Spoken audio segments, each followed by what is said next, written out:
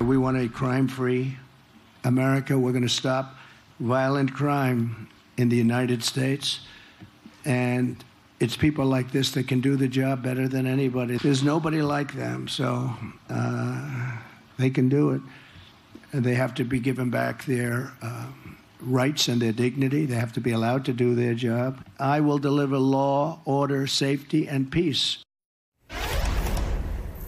That was Donald Trump on the campaign trail promising law enforcement that if he is president, he would allow them to do their jobs. That promise does not extend to January 6th or the FBI. New York Times reports that while after weeks of delay, the Trump transition team has finally signed a transition agreement. Quote, Trump's team has so far refused to sign an agreement with the Justice Department to allow the FBI to do security clearances for transition members. Trump has also turned down federal funding for his transition, which then allows him to raise unlimited private funds, including from foreign nationals, with zero requirement to disclose where they come from.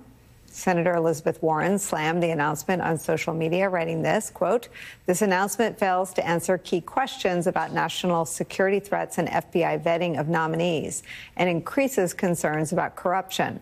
There appear to be serious gaps between the Trump transition's ethics agreements and the letter of the law. Joining our conversation, former Assistant Director for Counterintelligence at the FBI, Frank Figliuzzi is here. Michelle is back with us as well. Frank, your thoughts? So, look, this may be the first tangible action item that we can point to that says Trump intends to turn the FBI into his own personal police department. Why am I saying this? There's reporting by Hugo Lowell in The Guardian that says that the FBI will only do those background investigations for Trump after Trump takes over the FBI. So Trump's intention, according to people around him, is that, yeah, he'll do some background investigations with the FBI, but only once he takes control, once he names a deputy director and a director. Rumors, of course, have been out there that Kash Patel is up for at least deputy director. This creates a real national security dilemma, because what's going to happen, according to this Guardian article, is he's going to give blanket security clearances on day one to his nominees without benefit of the FBI background investigations having already been done.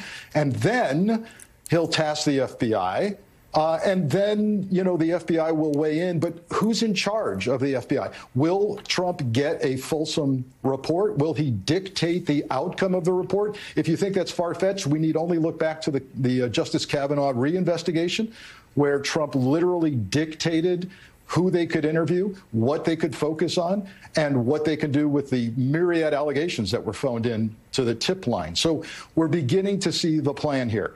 He'll give senators on the Judiciary Committee an out by saying, oh, yeah, no, calm down. I'll give you an FBI investigation. Of course, it will be my FBI and my background investigation that I'll hand you. Hopefully, Republican members of the Senate Judiciary will balk at that. And, by the way, I would assert, as I did in an MSNBC Daily column last week, that President Biden has the authority right now to step in and say, I see a national security issue. I have the authority to order the FBI to do background investigations on nominees right now. I mean, Frank, I'm thinking